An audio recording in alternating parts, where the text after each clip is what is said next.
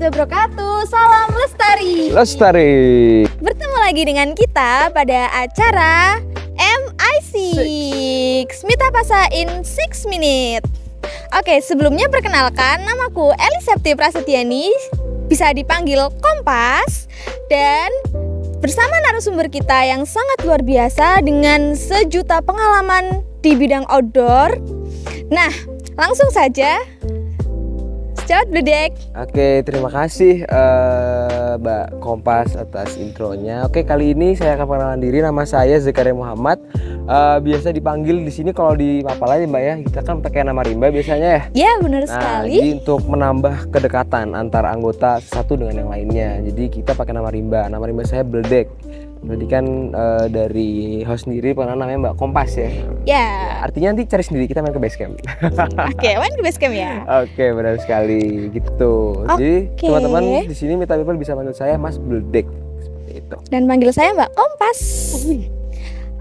Oke, jadi gini Mas, pada acara sore hari ini kita akan membahas seputar Mapala nih, sama kegiatan outdoor yang ada di Indonesia ya. Boleh tolong dijelaskan nggak Mas, Mapala itu ada apa aja sih? Atau kegiatannya cuma mendaki gunung doang? Atau cuma kegiatan-kegiatan yang lain itu ada atau tidak? Boleh dijelaskan? Oke, sebelumnya makasih. Oke, jadi gini Mbak ya, sebenarnya Mapala sendiri itu kan kalau bisa diartikan sebagai mahasiswa pecinta alam ya, sebagai mahasiswa pecinta alam yang dimana ini termasuk di bawah naungan Ormawa dari kampus. Jadi di sini sebuah organisasi, Mapala ada sebuah organisasi yang mewadahi anak-anak yang suka berpetualang dan mencintai lingkungan seperti itu. Oh, benar sekali. Oke, kalau di Mapala Mita Pasa sendiri itu ada kegiatan apa aja nih Mas? Mungkin ada divisi tertentu atau ada apa aja nih? Oke, jadi kegiatan di Mapala nggak hanya soal kepetualangan. Jadi saya tambahkan juga untuk kegiatan di Mapala itu sebenarnya kita bergerak di 3 bidang. Yang pertama itu di kepetualangan. Yang mana di bidang petualangan ini kita punya di sini ada 3 divisi. Yang pertama divisi gunung hutan, yang kedua divisi rock climbing, dan yang ketiga divisi caving. Yang itu bergerak di bidang petualangan. Kalau yang bergerak di bidang lingkungan, kepecinta alaman, kita ada divisi lingkungan hidup. Yang mana di sini nanti anak-anak akan belajar bagaimana cara melestarikan lingkungan, cara peduli terhadap lingkungan terkait pengelolaan kompos, bagaimana cara kita peduli terhadap alam dan lain-lainnya. Nah, seperti itu. Ini yang kedua. Yang ketiga, kita bergerak di bidang kemanusiaan.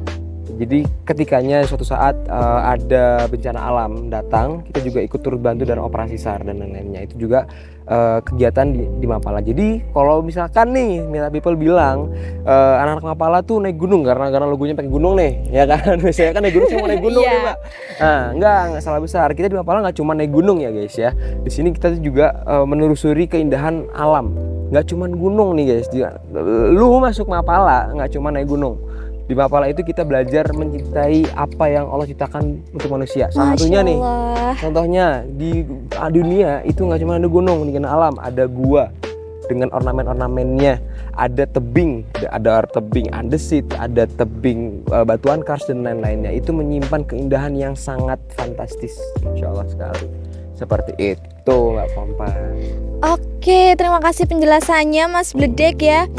Jadi boleh banget nih buat teman-teman Mita People yang punya peminatan di bidang kepetualangan, yang suka caving, yang suka RC, yang suka gunung, kemudian yang suka kegiatan kemanusiaan dan yang lainnya, boleh banget bergabung sama kita di Mapala Mita Pasa. Jangan lupa untuk cek sosmed kami di @mapalamita-pasa, Instagram ataupun YouTube di Mapala Mita Pasa, dan juga kita menyediakan website ya Mbak.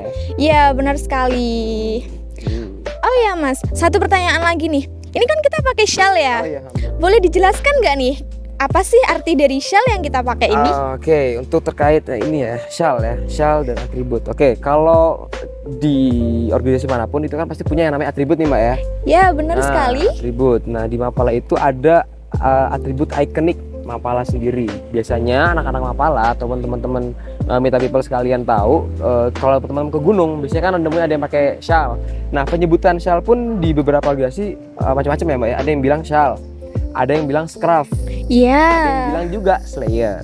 Cuman kalau di Mita Pasa kita nyebutnya shawl.